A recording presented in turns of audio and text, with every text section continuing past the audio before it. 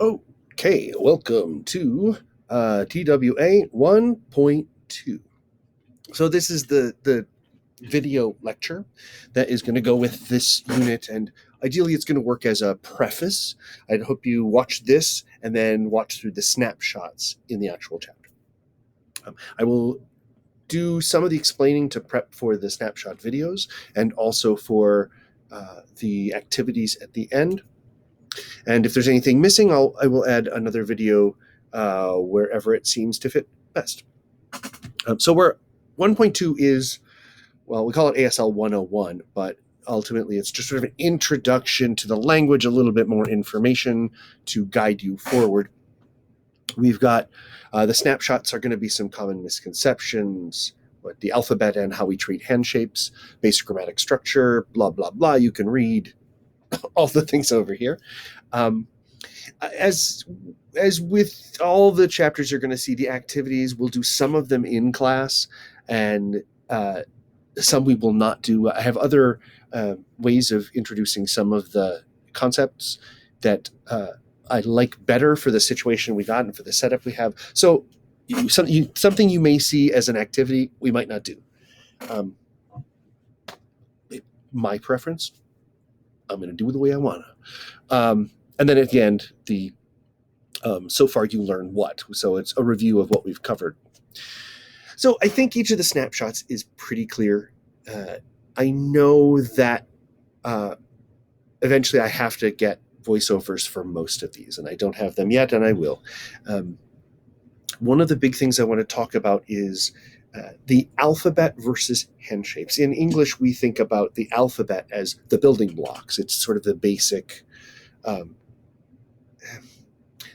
written form of English, and we build from there. In ASL, it's different. Handshapes are not letters. Handshapes can be used to represent letters, but it's not as simple as just building from letters and sounds. We have 5 parameters, which I think I usually speak of in the very first class to kind of give you an idea of what you're in for. But we'll go into a little bit more detail in this lecture. So I don't want you to think about the handshapes as just being letters. Handshapes represent a host of different things, some of which are letters. Sometimes the same handshape can represent a letter, a number, an object. There's so many different things, and in context, it will make sense. We'll talk about the basic grammatic structure of ASL, that it's the most basic sentence structure is switched from English. And I'll explain that in a bit as well, in a little second. So not just the hands. That will explain a lot about, it's not just what you do with your hand. Your face is going to be a big part. We talk about there being 5 parameters.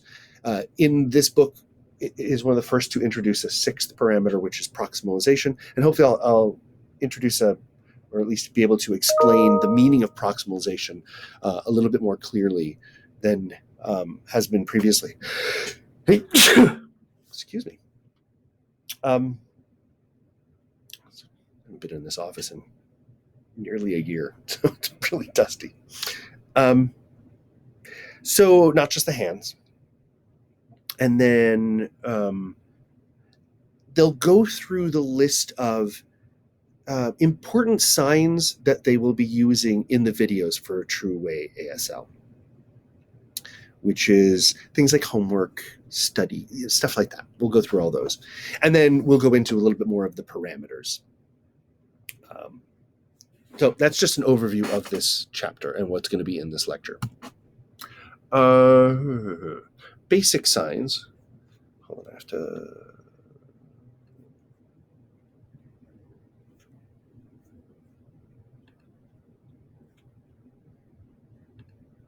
Sorry.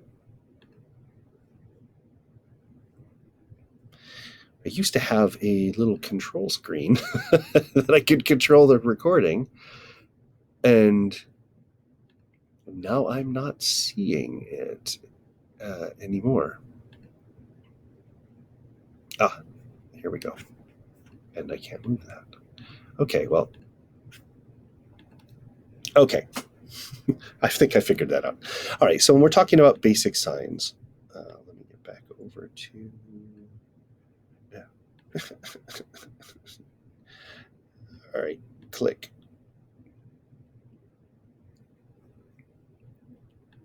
Put this up here. Sorry. In future years, I'll be able to edit this video down, but for right now, we're just doing it kind of on the fly. Okay, so let's look at some basic signs. You'll start to notice patterns in sets of signs, things that have similar meanings, and the applications of them. So one of the signs we're going to look at, or one of the pairs, is different and same. So for same, we're going to do this. It's a Y hand shape. It's this kind of hand shape. And we're going to slide it back and forth. Notice that it doesn't twist like in the sign for party or play. It slides side to side, kind of like a sliding glass door. I don't know.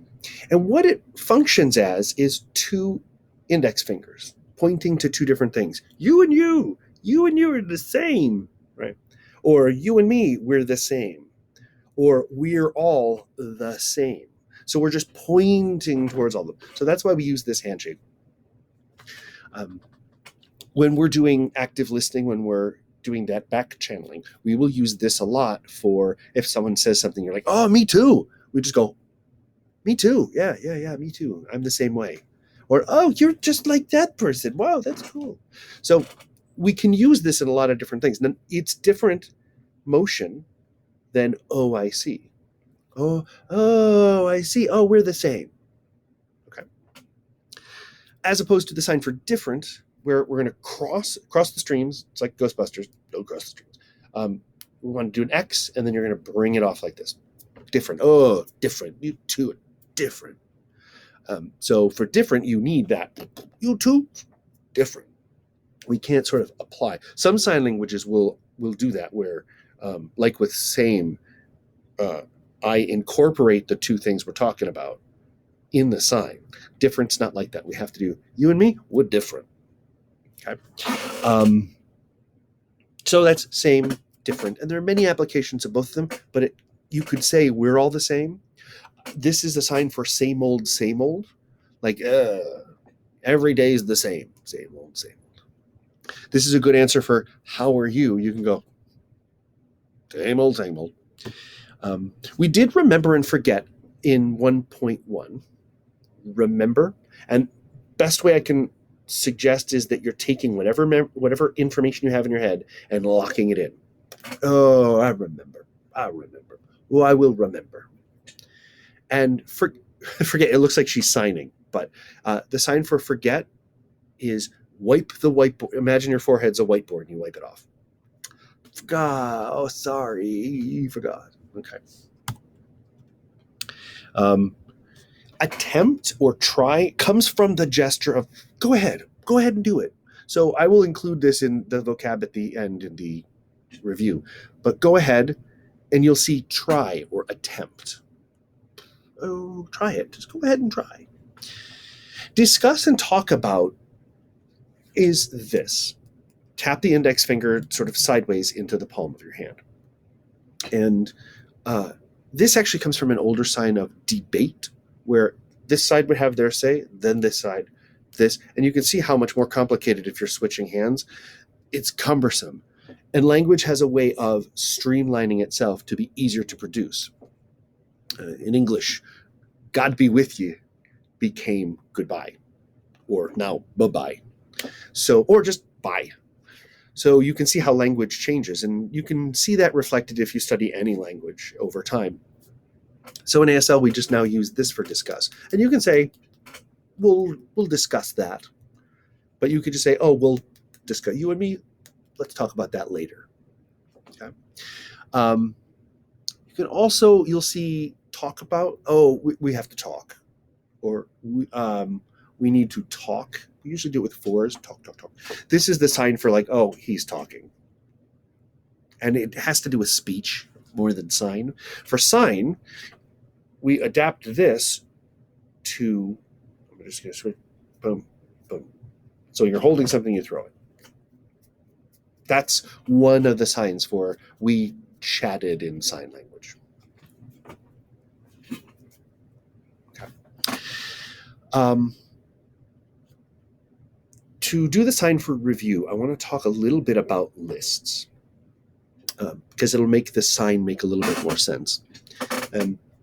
When we're talking about, say, a list of things of I've got 5 siblings, or there are 5 books in a series, we will oftentimes use our hand. It could be 4, 3, 2, a list of 1, I guess. There can be more, but we'll start with looking at 4 and 5 just as an example. I would list each of the things, and then every time I pointed later in the discussion to this one, I mean the 3rd book of the series. If we're talking about the Harry Potter series, we could talk about Prisoner of Azkaban, right? That was the 3rd one, right? Goblet of Fire, I think that's right. So we would establish what they are, and then anytime we pointed, we've got that pronoun to refer to it. We use the same thing in space. I could say something's over there and something. My brother is over there. My sister is over there. And then every time I would point, I'm referring to either my brother or my sister.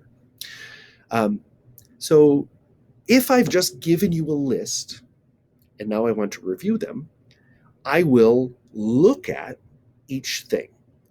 And a very easy way of doing it is, imagine I'm looking at this one, and then I look at this one, look at this one, look at this. So I'll bring this hand with look at up this way. Review. I'm looking at each thing in the list. You'll sometimes see it with an R for review, but that's the idea, is it's look at. Okay, I'll do it from the side. You can see review, review, review. Okay.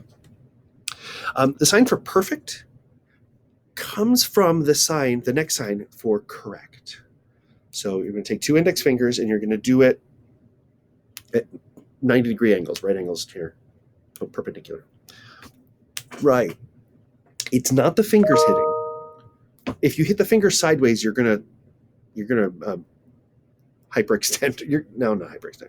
You're gonna dislocate one of the joints, especially if you're really emphatic about it. All right. Okay.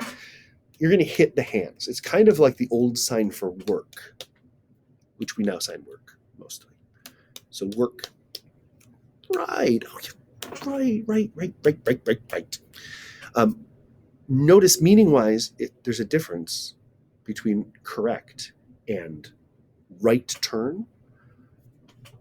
So I'm going to turn to the right, or so just because it's, right has 3 different meanings, they all could be signed differently. And we also have right, which is if you take the flat of the hand like this and then start out on it and then slide it up. That's more like the Bill of Rights, or you have the right to remain silent, for example. So right is this. Perfect is kind of close. You're going to take an F hand shape in both. You're going to pinch there and go perfect. It's almost like you're setting something very fine. I've got a very thin pin and I'm sticking it in something. Perfect. It kind of is like from the English hearing gesture of okay, perfect. Wrong is going to use the Y hand shape, and you're going to touch it to your chin. Wrong. Most often with this head shape. So right, wrong. Sorry, wrong. You can even twist it wrong to it's almost the verb form of make an error. Wrong. Get out of here. And then last is a sign for example. Like I'm going to show you an example, and example and show are basically the same sign, where if you're saying, I'm going to show you this thing. See, what I like now on TikTok is there are a lot of videos where someone will go, look at this, and all of a sudden there's a link, or it shows on their hand. Basically, it's the same thing we do in ASL. We go show. I'm going to show you this. or you can show me this. So it's directional. You can show, look at this. That's what I'm showing you. All right. So practice each of those, and then you'll see them in the videos during the snapshots. Now we'll talk about grammar, where we talked a little bit about this in the classroom, that ASL has a different basic structure than English. In English, we normally do subject, verb, object. I go to the store. I ate the sandwich. So that's the basic structure. And basic with a B, and it's underneath. If this was the floor of your house, this would be the basement. And the sign for basement is this. Here's a person walking around in your basement. No, that's not creepy at all. So basement, basic, and then signs, basic signs.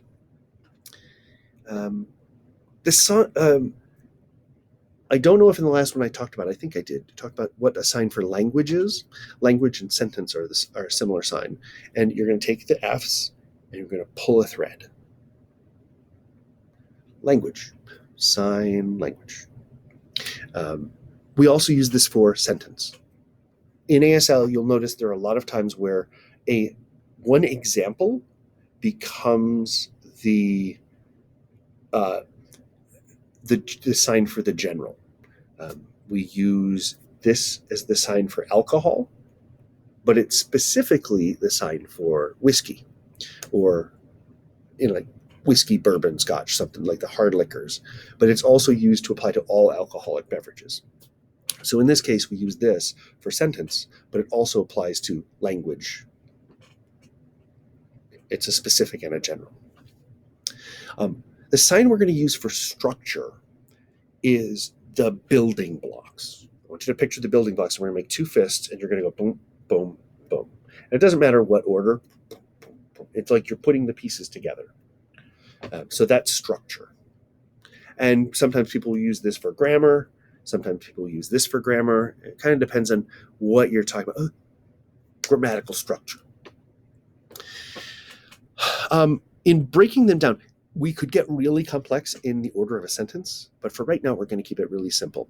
We're going to say that there's an object, and we're just going to use an O, and what we do with all acronyms or abbreviations, we just will hold that letter. Just kind of do a wave or even a circle. Object, subject, verb. OSV. And in the next slide, I'll talk about those grammatical structures, but right now, I just want you to get used to those signs for object, subject, and verb. When we're talking about the two languages, we're going to go back and forth between ASL and English. And you could do sign language, or you can fingerspell and do ASL. Now, at first, you're going to do ASL because you're still learning the letters. Eventually, you're going to go ASL. And in slow motion, ASL. And because we rarely stop in the middle of a word, we don't stop, then just do. Once you get into actual signing at speed, it'll just be ASL, ASL. And if you notice, there's a little pullback. I start with an A, I pull a little bit back as the thumb moves in front, and then I come back out for L, ASL, ASL, ASL. You can always tell an ASL 1 student because they're like,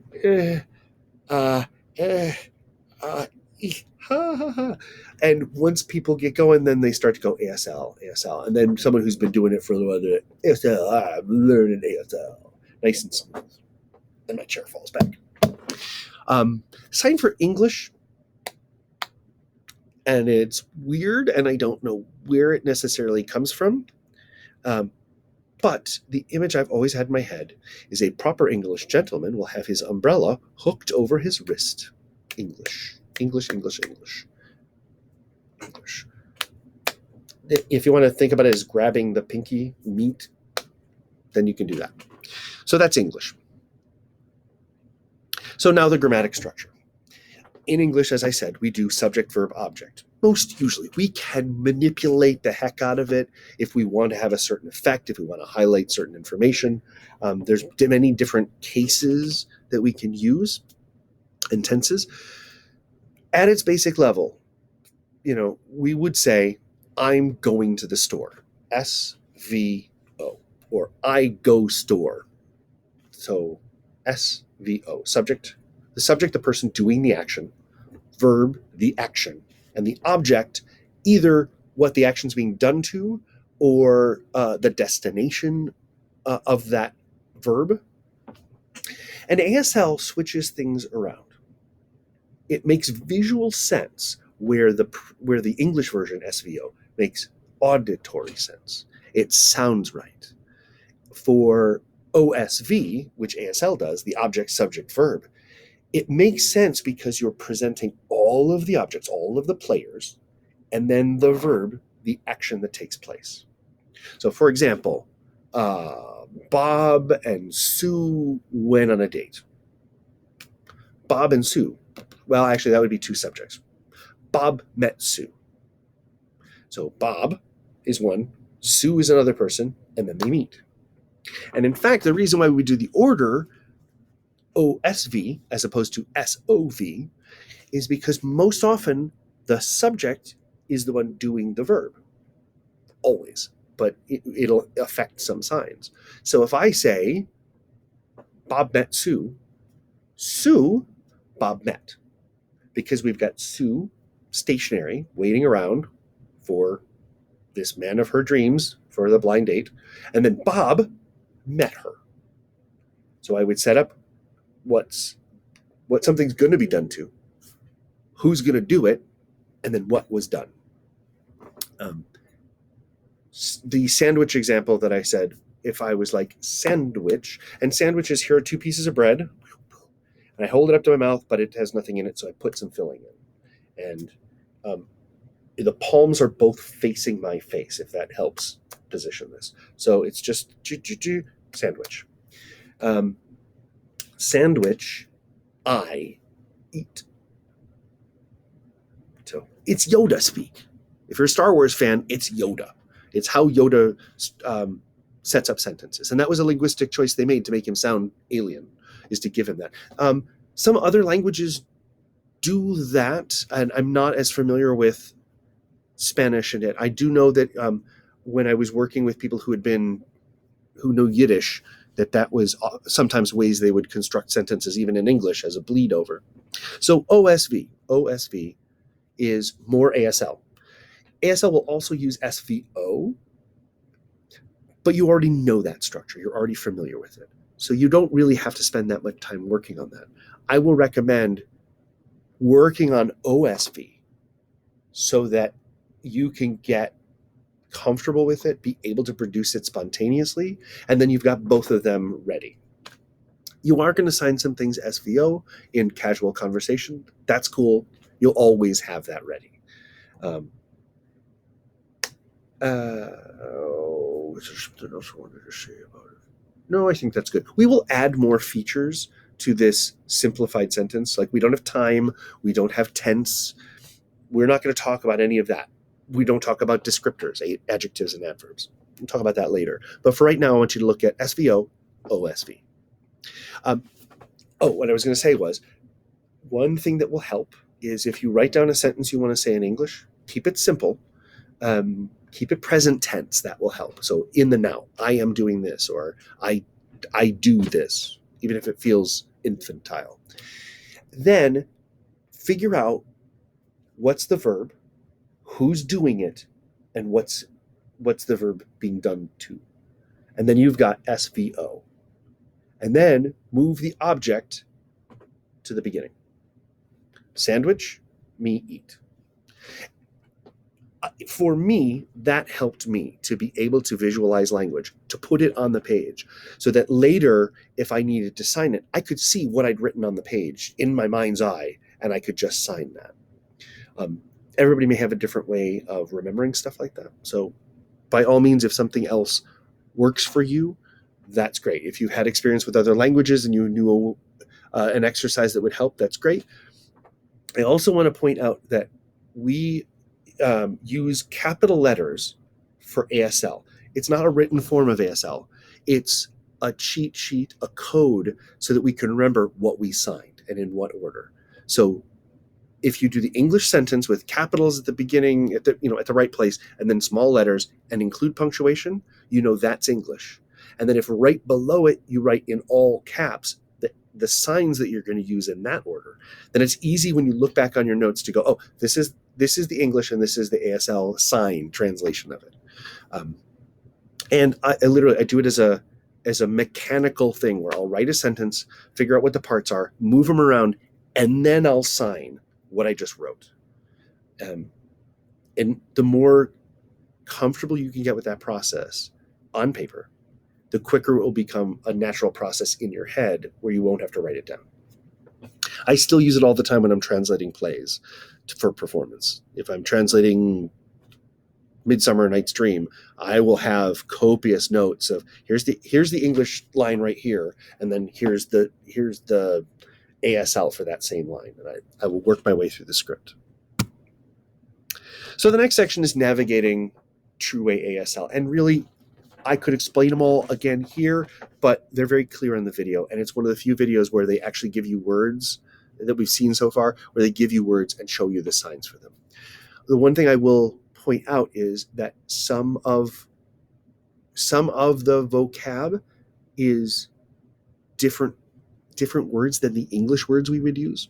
For example, home, the sign for work is this, but they're signing home study as opposed to homework. I would recommend getting to know both. Homework. You'll see people sign homework, and you will see people in here sign home study. Home study makes more sense because it's not really work in the same sense that like doing a worksheet or something. So take a look at what they've got. They use this for video, which we use most commonly for like film. You will see a lot of people do this for video.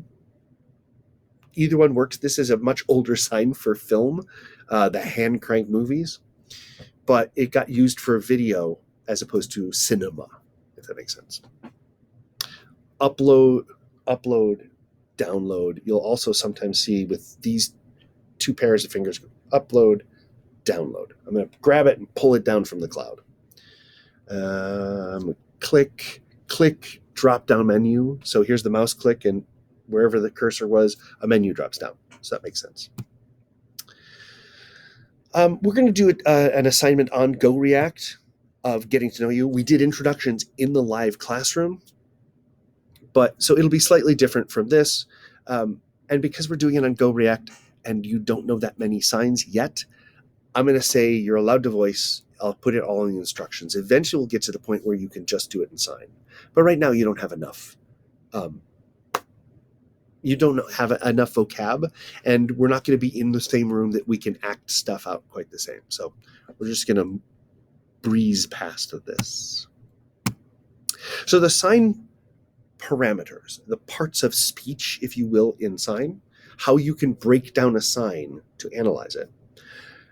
I've changed the order from what they present, and I did it because this is the order that they've had published studies, and I think it shows it's a clearer way of looking at things, historically speaking, and we can talk about it. The hand shape. Obviously, whatever hand shape you're using is an important thing, and if you change the hand shape, you change the meaning of the sign.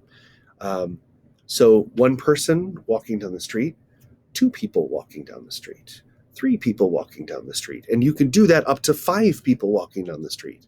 And then past 5, we can't do it that specifically. 6 people walking down the street still looks like 3. 9 people walking down the street still looks like 3 people.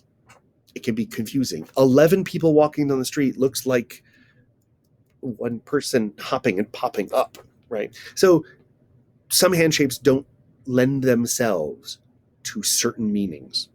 So, for example, using 1 to 5, if you change those hand shapes, it can change the meaning of how many people are walking down the street. The location is where in signing space the sign happens. If you change the location, you change the meaning. And a pair of signs that we could look at are father, mother, father and mother. If you change that location, if you go to the upper half of the head, which is tends to be the male signs are up here, versus the lower half, the female signs. So mother, father. The sign for parents is this. Next is the movement. Does a sign move? And if so, where does it move and in what direction? That can really change the meaning. I could give you something, you could give it to me. I could show you something, you could show it to me. The palm orientation. The sign for good is this. So it's you kiss your hand and you lay it down flat, palm up for both hands. Good. If you switch it to palm down as it lands, it means bad. So changing the palm orientation can change the meaning of signs. If I do this, it means the thing to the left. If I do this, it means the thing to the right. Okay. Boom, boom, boom. Okay.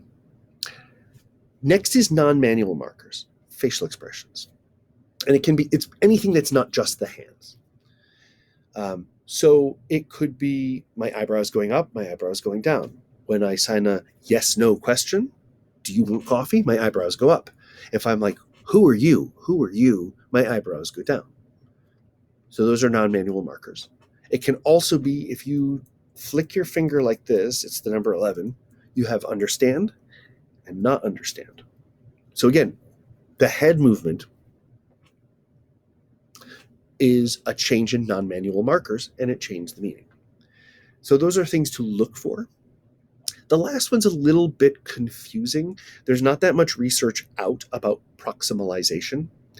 And what it deals with, in very general terms, is the ease of signing.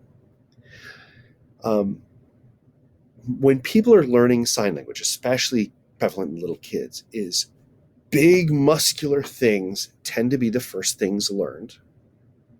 And the last things learned are tiny little articulations. Most beginning signers do this, and they're not really using their joints very well. More skilled signers, fluent signers, native signers, will sign. You can even sign tiny little things. We talk about it in terms of gross motor skills down to fine motor skills. So got the big stuff all right, but I'm making mistakes in the signs versus some things can be signed, but there's really specific signing going on, or river flowing down. So that's one way of looking at proximalization. It also affects the evolution of signs, where I talked about the sign for debate. That is using the gross motor, the proximal joints that are closest to the body. That's a lot of work, and people don't want to work so hard. So we get more efficient. We don't want to say as many syllables, so we come up with contractions. Cannot. That's too much work. Can't. So much. Half the work right there, right? So a similar thing will happen with signs. Is if a sign evolves, it'll go from being big gross motor skills to distal, the distant joints. That's so much easier to sign than this. And you don't have that look of panic on your face when you're doing this. So this is a current area of study where they're talking about how do signs change over time, and how do people learn signs? So proximalization, is it close to your body? Is it far away? Does it use a lot of joints, or does it just use one joint far away from the body? And then we will do some activities in class where we're identifying the differences. What this activity is, I will go through a list of things and show 2 different signs. You don't know the signs, but you tell me if they're the same or if they're different. It gets really boring really quickly. So I'll incorporate it in the discussion in class. So much easier, although expect it in the videos and the quizzes whenever. they can spring it on you. And at each class, I'm introducing a new conversational starter. So for this being 1.2, the one I want to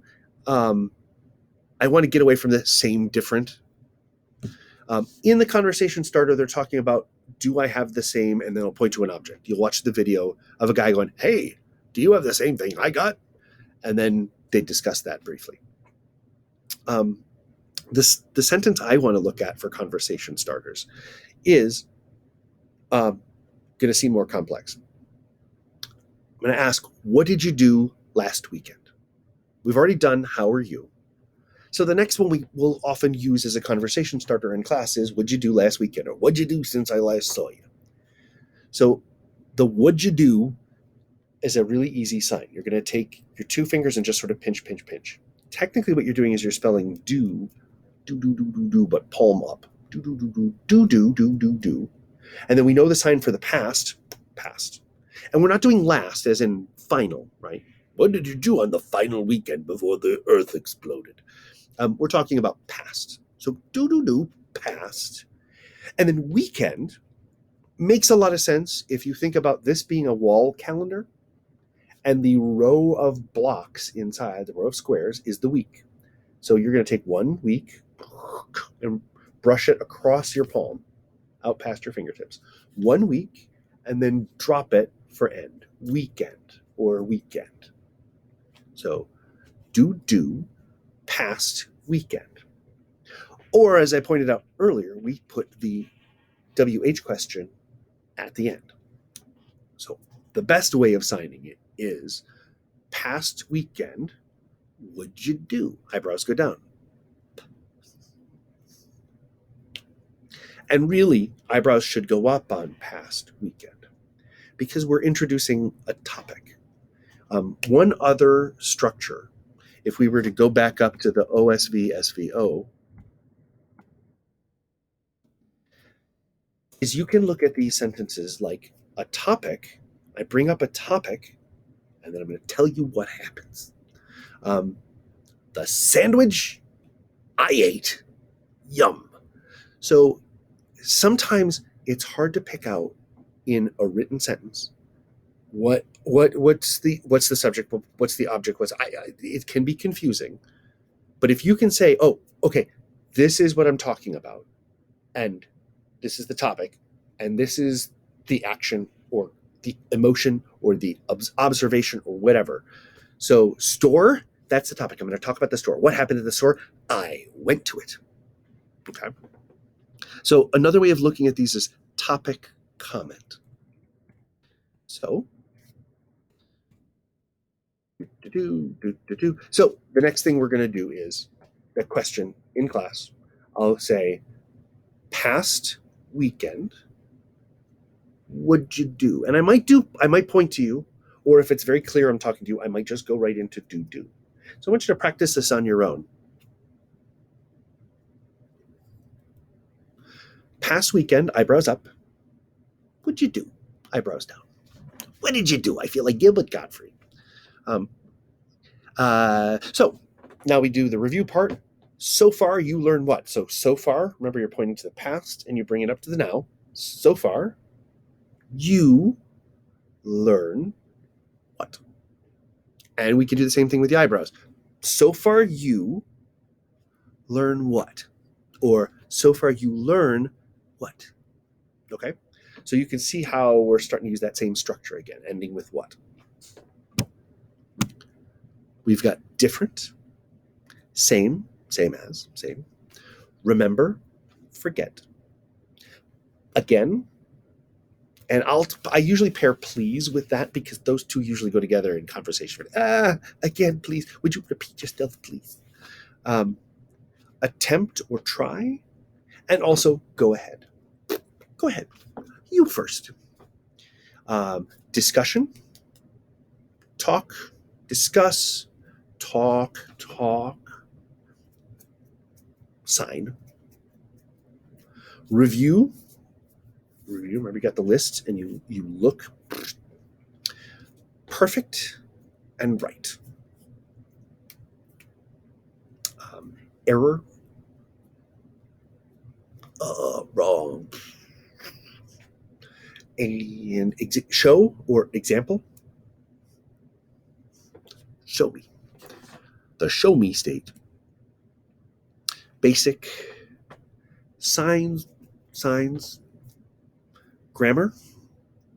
Structure. Grammatical structure. Syntax. OSV or SVO. ASL. We haven't done American. We'll probably get to that later. It's the hands interlaced. If you ever played with Lincoln logs, this is, I believe, a reference to like log cabins because they were so popular in the colonies, especially in the 1800s when the language was first established. So, American Sign Language, and then English.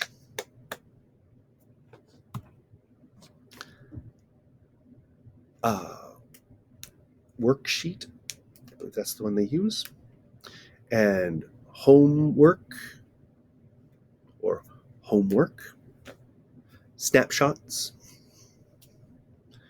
dictionary or dictionary, like you're turning page by page, looking something up.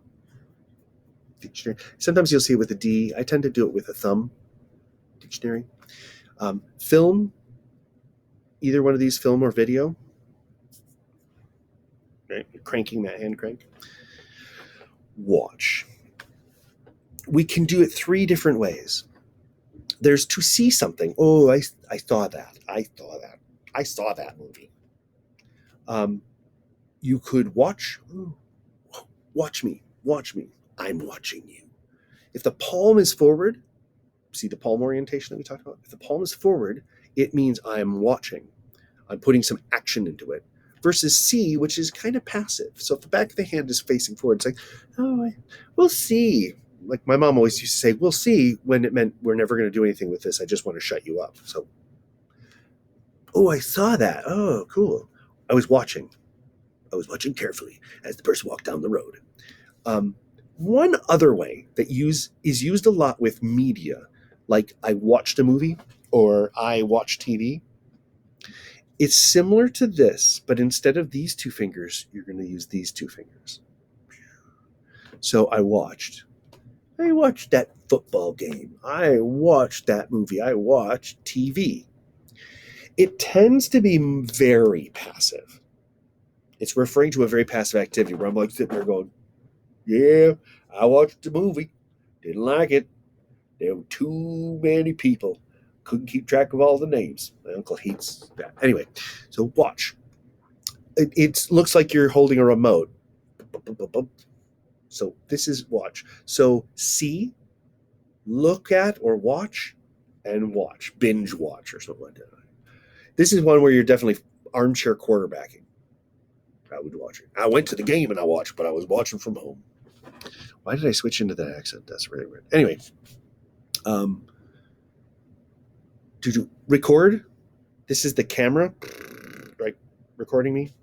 Upload or upload, download or download. Click, boom. Have to click, and then drop down menu. Cool. And then we did hand shape. Location, this is sign for where, or location, where you would just sort of gesture. Where does it take place? Where does it happen? Movement, so sort of grab the chess pieces and move them around. Palm orientation, I need to watch their video again to see which one they're using. There are a couple of different signs we can use. Po. Non-manual markers. Most of the time I sign it this way, non-manual markers, facial expressions. Or body movement. And proximalization, we use this. It's 2 fingers bent and we go proximalization. So it goes from the shoulder to the wrist and back up. And that's the end. So that's an encompassing thing of the entire chapter. Take a look at the videos in the snapshots. And if there's anything that I'm missing or anything you want me to add to this, let me know and I'll do an appendix.